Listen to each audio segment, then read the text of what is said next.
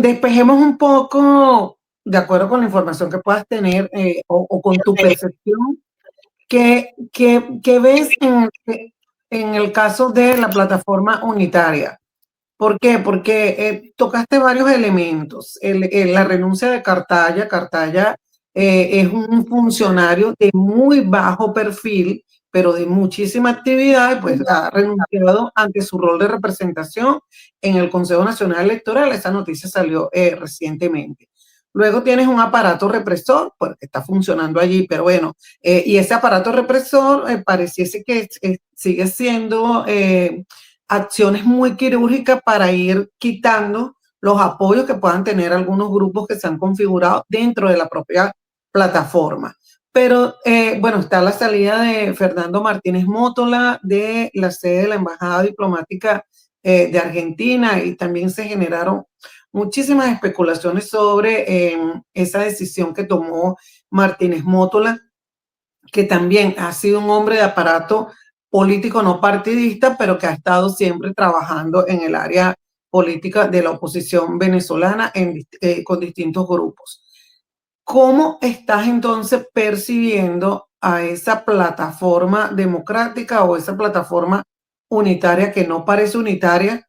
Porque, por cierto, veo unas declaraciones atribuidas a Henry Ramos Alup diciendo que el periodo de la Asamblea Nacional electa en el 2015 pues culminó en el 2021. Esto, para quienes no lleven digamos, la cuenta de lo que pasa en Venezuela, pasó por varias cosas, pero bueno, todavía queda un residuo o un bracito de esa asamblea que sigue activa. Te hago todo este Fíjate, resumen para estoy, que todos los usuarios estemos en contexto. así es, ese es un punto muy importante que lo dejé por fuera, ciertamente. Gracias por corregir eso, por añadir ese elemento que es fundamental. ¿Por qué? Porque la asamblea, la llamada asamblea de 2015, es uno de los puntos de discordia más relevantes en la oposición. Y aquí se habla, pues, aquí incluso esta situación impacta al propio partido Primero Justicia, ¿verdad? Porque la presidenta de esa asamblea, Dinora Figuera, eh, ha sido, bueno, vinculada al sector de Guanipa, de Juan Pablo Guanipa. Y evidentemente el otro sector, el que dirige Enrique Capriles, no está con esa política de darle continuidad a la Asamblea del 2015.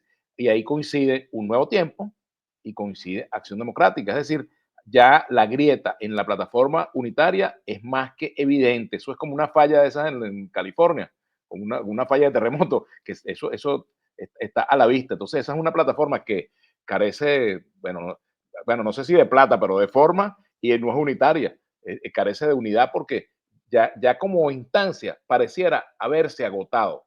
Habría que generar para la oposición una nueva forma de organización y también reconociendo el reacomodo que se ha producido, porque fíjate, por mucho que María Corina Machado tenga todavía un importante respaldo popular muy significativo en Venezuela, pues evidentemente no es así desde el punto de vista político. Son algunas de las organizaciones que forman parte de la plataforma las que mantienen su apoyo.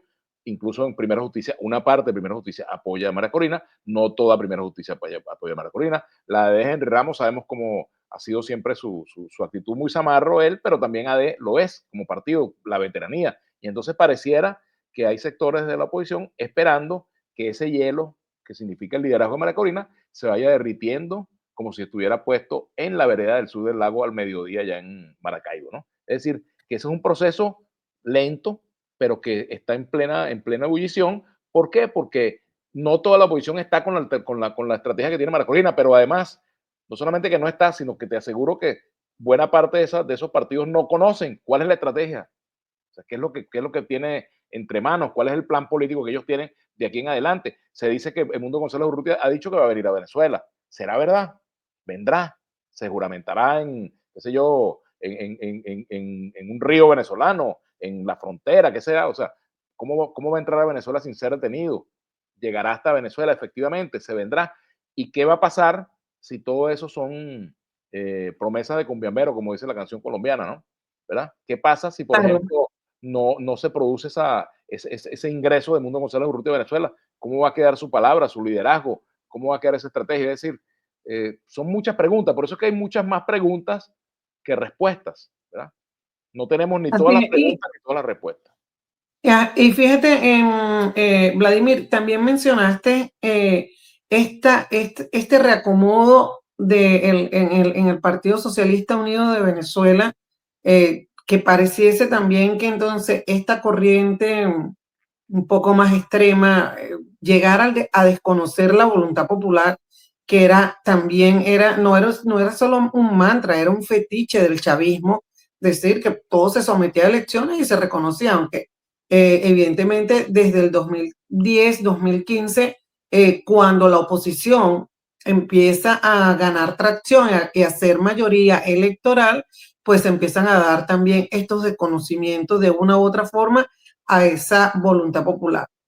¿Qué estás viendo en este partido? Por ejemplo, llama la atención que Diosdado Cabello, pues cuando asumió un ministerio, él se había mantenido lejos de el Ejecutivo durante bastante tiempo.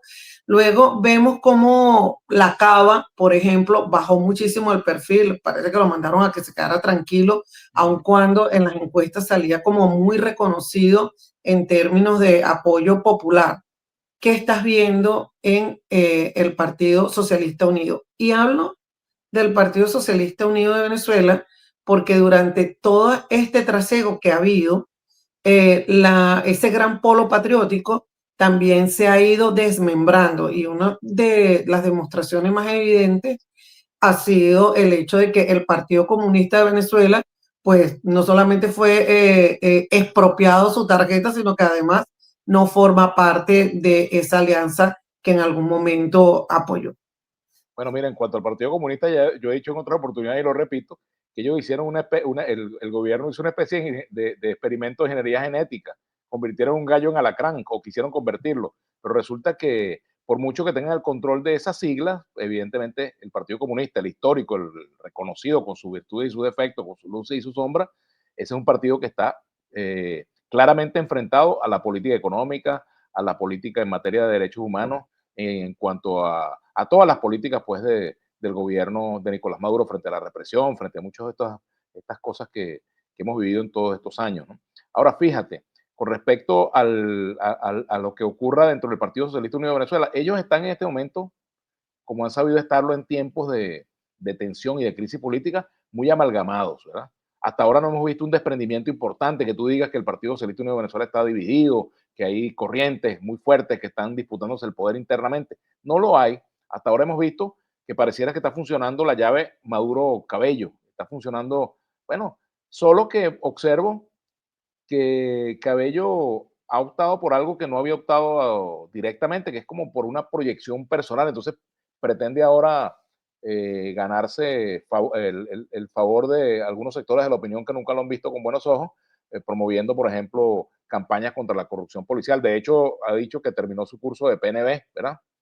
Y ojalá pues que esa presencia dentro de la fila de la Policía Nacional permitan atacar realmente la corrupción. Pero por allí lo vi, por ejemplo, en un vehículo, bueno, persiguiendo unos escoltas que le trancaron el paso, en fin. Él está en una campaña, dígalo o no lo diga, quiera o no, está en una campaña de promoción personal, ¿verdad? Y eso también, eso es justo, yo no lo critico, eso, pero lo que está a la vista no necesita anteojos. Entonces, ¿qué será el reflejo de eso?